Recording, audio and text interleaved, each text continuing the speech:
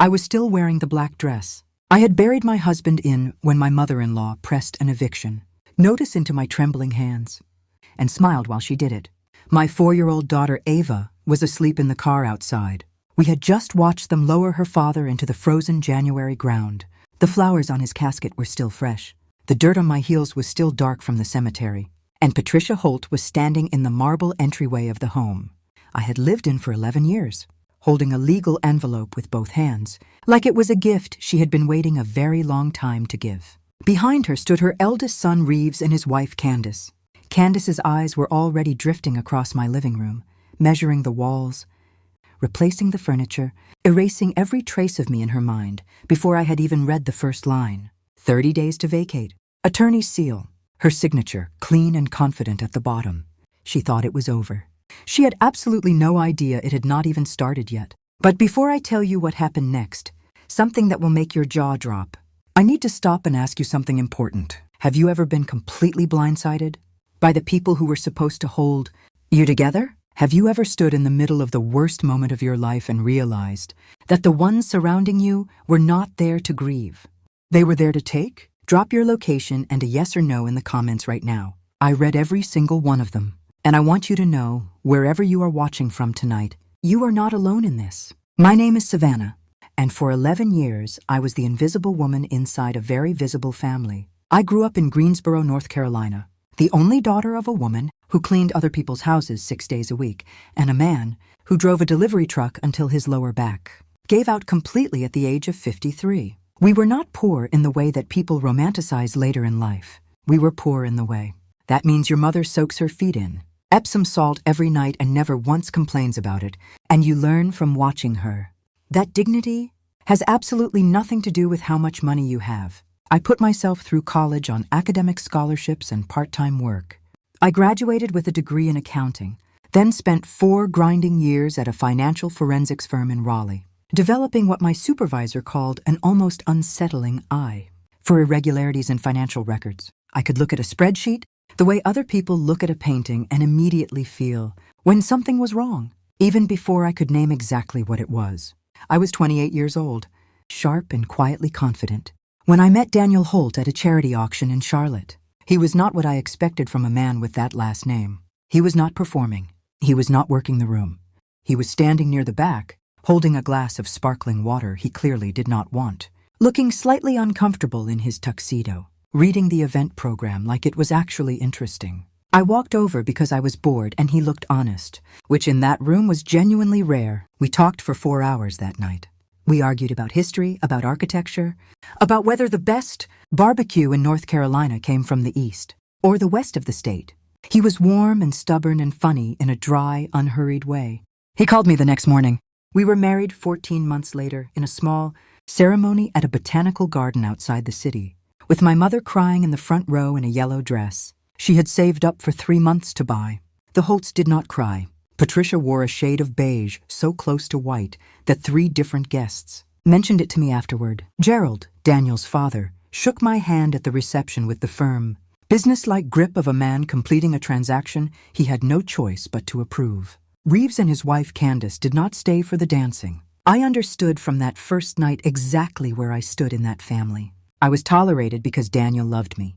I was accepted the way you accept weather, not warmly, not enthusiastically, but because there is simply no alternative. What I decided very early on was that I would not spend my marriage trying to earn approval from people who had already decided I was not worth approving of. I would build my life with Daniel, raise our children with Daniel, and let the Holts be exactly what they chose to be in the background. For a while, that worked. Daniel and I bought a craftsman home on a quiet street in one of Charlotte's older neighborhoods. We planted a garden in the backyard that neither of us was particularly good at maintaining.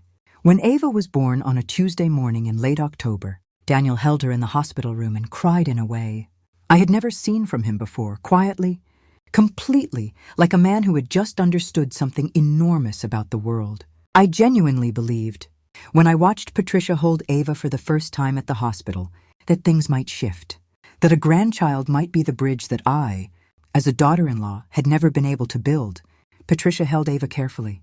The way you hold something valuable that belongs to someone else. And for one moment, her face did something I had never seen it do before. It softened. But by the time we left the hospital 2 days later, she was already on the phone with Reeves about a board meeting. Some people are simply who they are. And Patricia Holt had been who she was for a very long time. To understand what happened after Daniel died, you have to understand the document that Gerald Holt wrote before he did. Gerald passed away 4 years into our marriage, leaving behind a real estate company worth somewhere in the range of $30 million, a limestone mansion in Myers Park, and an estate plan that his private attorney had spent 18 months helping him construct with the precision of someone who trusted no one, including his own children. Gerald loved Daniel. He also believed, deeply and without apology, that Daniel was too soft for the business world and too easily influenced by people he loved.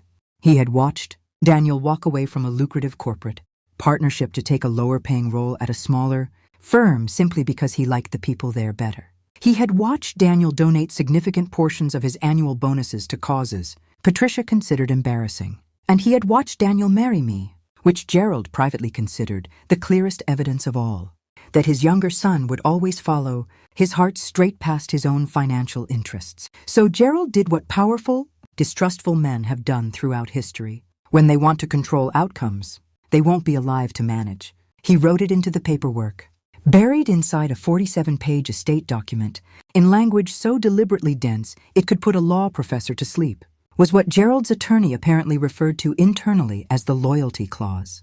In plain terms, it said this: if Daniel died before Patricia, the family home, the craftsman house on that quiet Charlotte street where Ava took her first steps, and Daniel built a bookshelf that still leaned slightly to the left, and Daniel's full 40% ownership stake in Holt Commercial Properties would revert entirely to Patricia. Not to me, not to Ava, to Patricia, unless Daniel had filed a specific document called a spousal override amendment before his death, an amendment that, according to the estate's fine print, had to be registered with the county before it would be recognized. Gerald's family attorney knew about this clause. Patricia knew about it. Reeves knew about it. They had known about it for 4 years, sitting quietly on that information like a card held close to the chest, waiting to see if they would ever need to play it. Daniel did not know it existed. I did not know it existed. Nobody told us. When Daniel was diagnosed with stage 3 pancreatic cancer, 18 months before he died, something changed in the air around the Holt family. It was subtle at first. Patricia started visiting more often, which I initially interpreted as a mother wanting to be near her sick son. She would arrive on Wednesday afternoons with food. Daniel couldn't eat anymore and stay for 2 hours, pulling him into the back bedroom for what she called private conversations so he could rest comfortably without performing for guests. I was a guest apparently in my own home. She hired the Holt family estate attorney to come to the house to help Daniel get his affairs in order. Every time I asked to sit in on those meetings, there was a gentle, reasonable, completely impenetrable excuse. Daniel was tired, and these meetings were short. The attorney was covering routine matters I didn't need to worry about. I should focus on Ava, who needed stability right now. I should take care of myself. I was so consumed with loving Daniel through the worst thing that had ever happened to either of us that I let it go. I told myself it was grief making me suspicious. I told myself that a family, however complicated, would not weaponize a dying man. I was wrong about that. I was catastrophically, heartbreakingly wrong. 3 days before Daniel died, on a Tuesday morning when Ava was at preschool and the house was very quiet, Daniel called me into the bedroom and held out his hand. In his palm was a small silver USB drive. His voice was barely above a whisper by then, and he had to stop twice to rest between sentences. But his eyes were completely clear. He had been waiting to say this. "Give this to Marcus," he said. "He'll know what to do. And Savannah, do not let them make you feel like you don't know what you're doing. You know exactly what you're doing. You always have." I took the drive. I kissed his hand. I did not cry until I was back in the hallway with the door closed behind me. Marcus Webb had been Daniel's college roommate, his oldest friend, and for the past decade, one of the most tenacious estate litigation attorneys in the state of North Carolina. He was also the one person in Daniel's life that the Holt family had always found vaguely threatening, though none of them could have said exactly why. Marcus was the kind of man who asked very precise questions in a very pleasant voice and somehow always already knew the answers.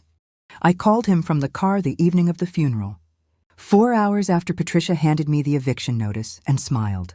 "I know," he said, before I had finished my second sentence. "Daniel called me 6 weeks ago, Savannah. I've already started. Come to my office tomorrow morning. Bring every financial document you have access to.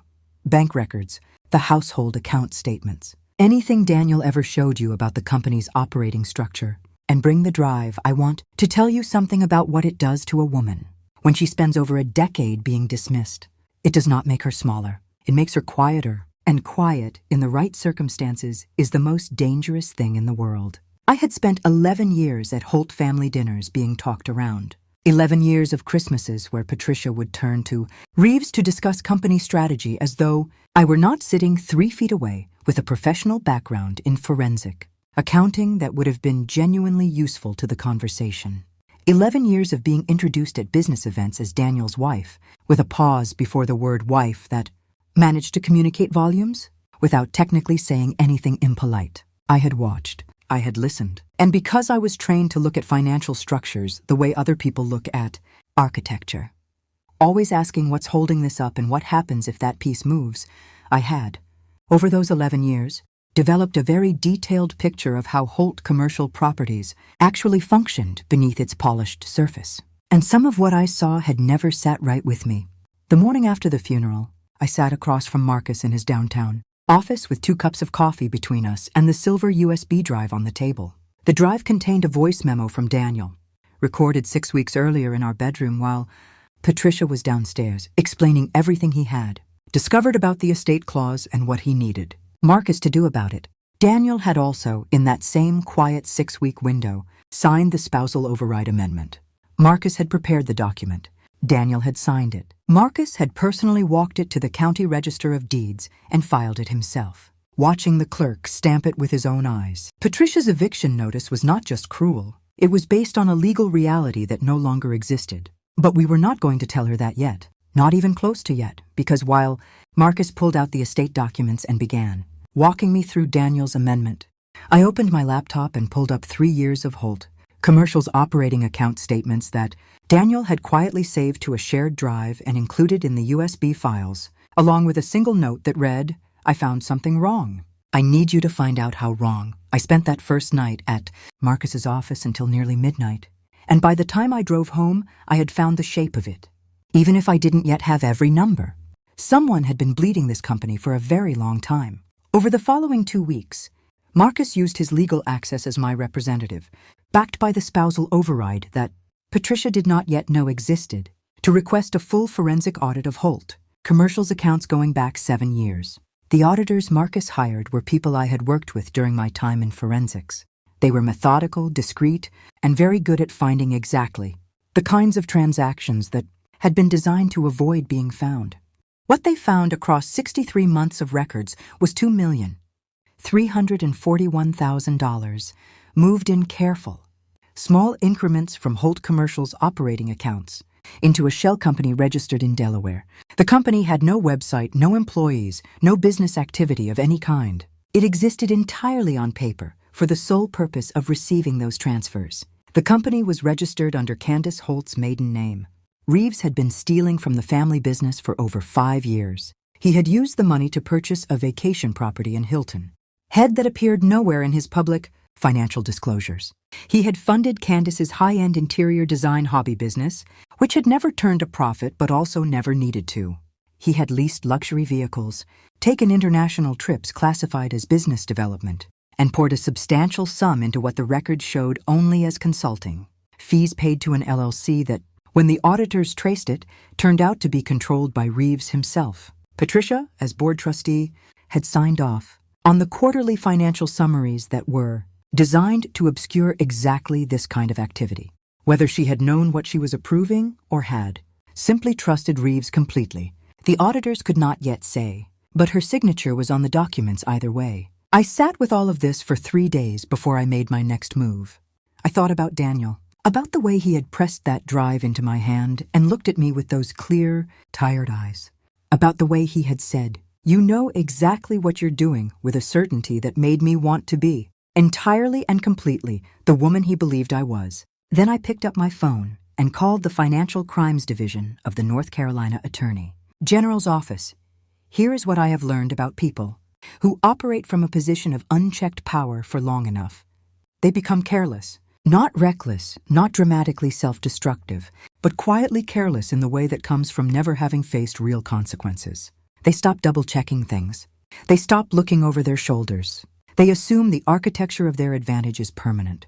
While I was building the case that would dismantle everything that Holtz thought they owned, they were behaving as though they had already won. Patricia sent a second formal letter, reminding me that I had now used 14 of my 30 days. Reeves left a voicemail in a tone of patient, almost generous condescension, explaining that the family's attorneys could make the transition easier if I cooperated promptly.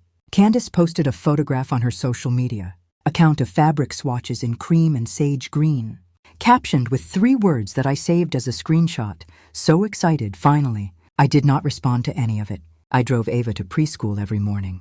I made dinner. I planted 3 new things in the backyard garden because Daniel had always said we should do more with that back corner near the fence. I maintained every appearance of a woman quietly, painfully accepting a situation she felt powerless to change.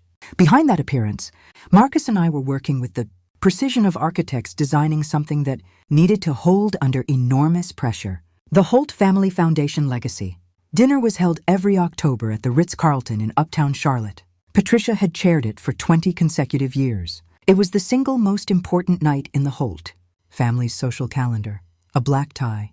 Fundraiser that drew every significant name in Charlotte's business and civic community, along with the local press, major donors, and the kind of city officials who understood that the Holt family's goodwill was worth maintaining. It was, in other words, the one night of the year when the Holt name was most publicly and carefully burnished. The one night Patricia would be most completely exposed if that name were to crack. I called Diane Okafor, the event's audiovisual coordinator.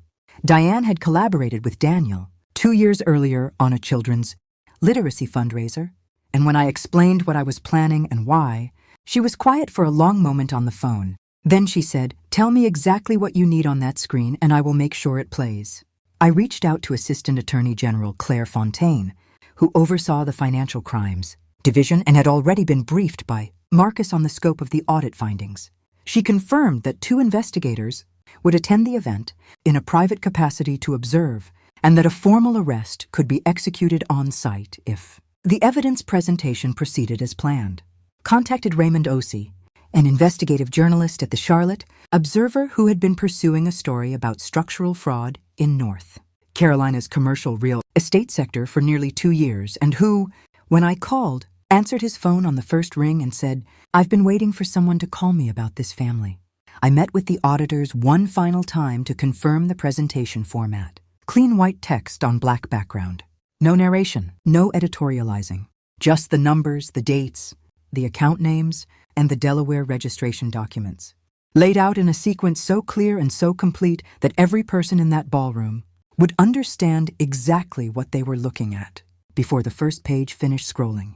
Then I bought a dress. Navy blue with a structured shoulder and a clean hem. I was done wearing black for things that did not deserve my grief. On the afternoon of the legacy dinner, I dropped Ava at Daniel's parents, his real parents, the ones who loved her. And I drove to the Ritz-Carlton alone, with Marcus riding silently in the passenger seat, and I felt something settle in my chest that I did not have a word for at the time. I have a word for it now. It was the feeling of being exactly where you are supposed to be. The ballroom was everything. Patricia had spent 20 years perfecting. Crystal chandeliers threw warm light across tables draped in ivory linen. White orchids in tall glass vases lined every surface. The room hummed with the particular sound of wealth at ease, low laughter, the clink of fine glassware, conversations conducted in the comfortable shorthand of people who have known each other at charity events for decades. 400 of Charlotte's most prominent citizens were in that room. 3 city council members, 2 federal judges, the presidents of 2 universities, a sitting state senator, real estate developers, corporate attorneys, foundation directors, and the kind of old money donors whose names were on the sides of hospital wings. And at the center of it all, Patricia Holt, in a floor-length column gown in deep burgundy, radiating the unhurried confidence of a woman who had never once in her adult life walked into a room and wondered whether she belonged in it. She greeted me at the entrance with an expression that managed to combine graciousness, and barely concealed irritation in a way only women of Patricia's particular training can achieve. Savannah, she said my name the way she always said it, like a word in a language she had never fully committed to learning. I didn't expect you tonight. I wouldn't have missed it, I said. Daniel always loved this event. I watched something move behind her eyes. The mention of Daniel's name still worked on her, even now. She was his mother, after all, underneath everything else. And whatever else was true about Patricia Holt, I did not believe she had not loved her son. I moved through the room.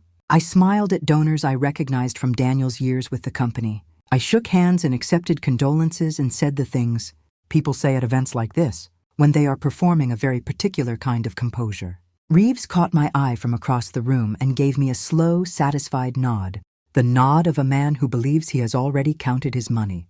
Candace did not acknowledge me at all, which was the finest compliment she was capable of paying.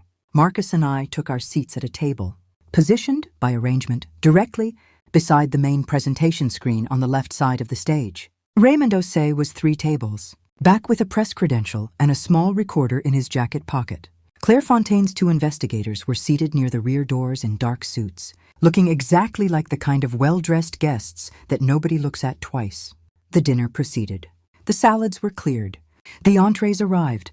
The room settled into the warm, well-fed ease of an event running smoothly, and Patricia took her place at the podium to the kind of sustained, genuine applause that 20 years of hosting this dinner had earned her. She was remarkable, I will give her that. She spoke about legacy with authority, and about community with warmth, and about the Holt family's commitment to Charlotte with the fluency of someone who had said these words so many times they had become entirely real to her. She was not performing. She believed every word. That, I thought, was the saddest part of all. Behind her, the presentation began. The first 12 slides played exactly as scheduled. Foundation milestones, grant recipients, a video tribute, photographs of community programs the Holt name had funded over 2 decades. The audience watched with the attentive, appreciative warmth of people who had come, prepared to be moved. And then the 13th slide appeared. Patricia was mid-sentence when it happened. She was talking about the Foundation's plans for the coming year. Her voice, trained and steady, continued for perhaps 2 full seconds after the screen behind her changed. Because the human brain, when confronted with something that cannot be happening, keeps doing what it was already doing while it tries to catch up. The ballroom went silent in the way that large rooms go silent when 400 people stop breathing at the same time. The screen showed a black background, white text, clean and precise.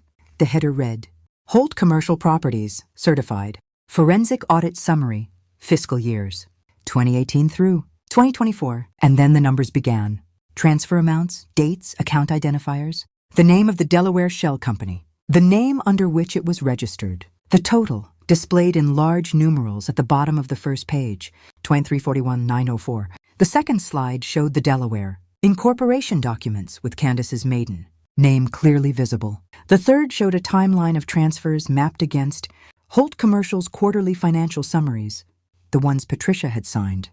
Patricia stopped speaking. She turned.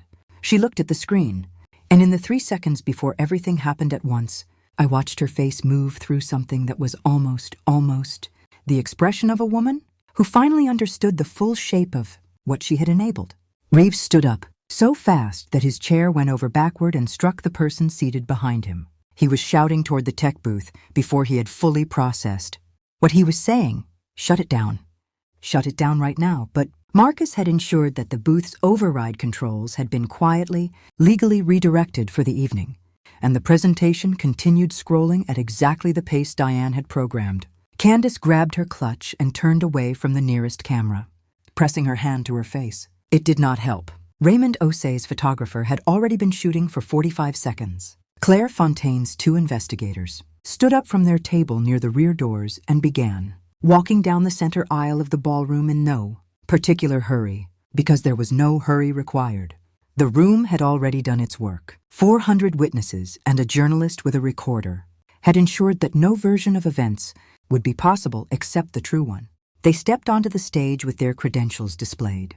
They spoke to Reeves quietly and precisely. Reeves looked at me once across the ballroom, just once, with an expression I cannot fully describe even now. It was not hatred.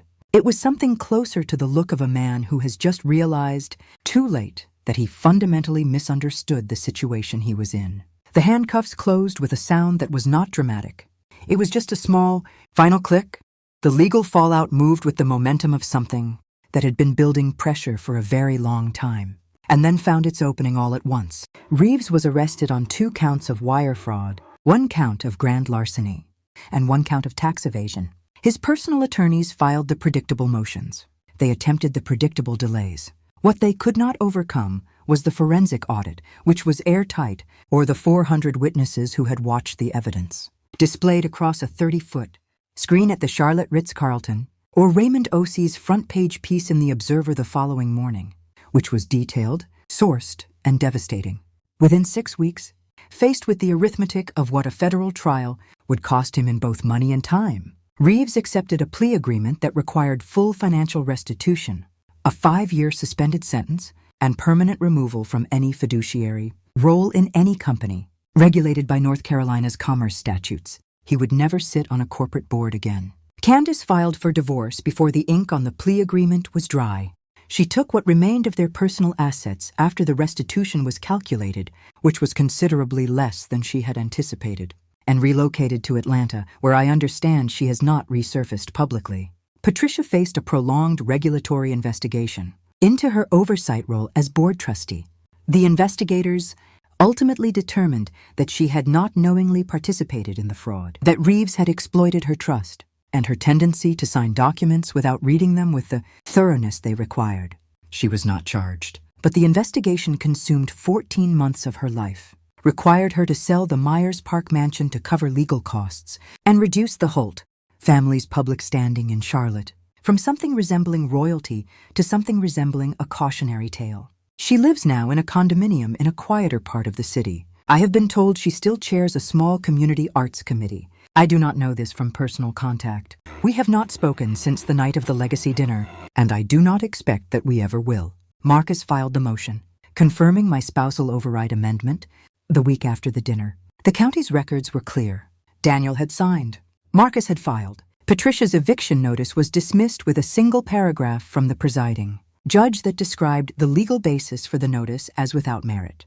The house is mine. It was always mine. It just took the courts a moment to catch up to what Daniel had already made true. Daniel's 40% stake in Holt Commercial Properties passed to me in full. I spent 4 months working with an independent management firm to restructure the company's operations, ensure that every employee who had nothing to do with Reeves's actions was protected, and establish new oversight protocols that were transparent enough to prevent this kind of concealed fraud from developing again. When I was satisfied that the company could function honestly and sustainably without my active involvement, I stepped back into a silent stakeholder role and let the professionals manage it. I used a portion of the estate to establish the Daniel Holt Scholarship Fund at 2 Charlotte area universities, providing annual awards to first-generation college students pursuing degrees in business, law, or public policy. It is the use of that money that I believe Daniel would have chosen without a moment's hesitation. The rest is in a trust for Ava. It is a Saturday morning in April as I write this, and Ava is in the backyard, making very serious decisions about which section of the garden she wants to plant sunflowers in. She has a small trowel and a packet of seeds and the absolute focused authority of a 4-year-old who has thought about this carefully and does not need any input. She looks like Daniel when she concentrates. The same slight furrow between the eyebrows. The same way of going very still when she is deciding something important. I stand at the kitchen window and watch her, and I think about the version of this story where I did nothing, where I opened that envelope in the marble entryway, felt the ground go out from under me and accepted it, where I let grief convince me that I was too tired and too alone and too far outside the fortress of old money and family power to fight back. I think about that version of me and I understand exactly how she would have come to exist, because I felt her pulling at me in those first terrible days. She was very convincing. She sounded like reason. She sounded like realism. She sounded like the responsible, practical thing to do when you have a 4-year-old daughter, depending on you, and you are bleeding inside from losing the person you loved most. But Daniel had put a drive in my hand and told me I knew what I was doing. And Marcus had said I already started. And somewhere, underneath all the grief and the exhaustion was the woman who had grown up watching her mother soak, her feet in Epsom salt every night without ever once complaining, and who had decided very young that dignity has nothing to do with how much power other people think you have. I did not fight for the house because of what it is worth. I fought for it because Ava's first steps are in the floorboards of that hallway, and Daniel built that slightly crooked bookshelf in the living room, and the garden in the back is full of things we planted together, and I refuse. I simply and completely refuse to let grief and greed erase what love built. I fought for Daniel's stake in the company because he spent his last weeks making sure his daughter would be provided for, and no one was going to reach into that and take it because they had spent years cultivating a piece of paper designed to do exactly that. I exposed the fraud publicly at the dinner in front of 400 people because quiet settlements behind closed doors allow the people who commit these things to simply regroup and do them again to someone else, because the journalist needed a front-page story that would make other families look more carefully at their own documents, because sunlight is the only disinfectant that actually works. And I did it the way I did it, calmly, methodically, without a single phone call to my own lawyer until I had every piece in place. Because 11 years of being underestimated had taught me something the Holts never understood about themselves. They saw a woman who cleaned up nicely and married their son and smiled at dinners and never pushed back too hard. They saw a background. They saw someone who could be managed. They did not see a forensic accountant who had been paying attention for over a decade. They did not see a woman who had inherited her mother's absolute refusal to be diminished.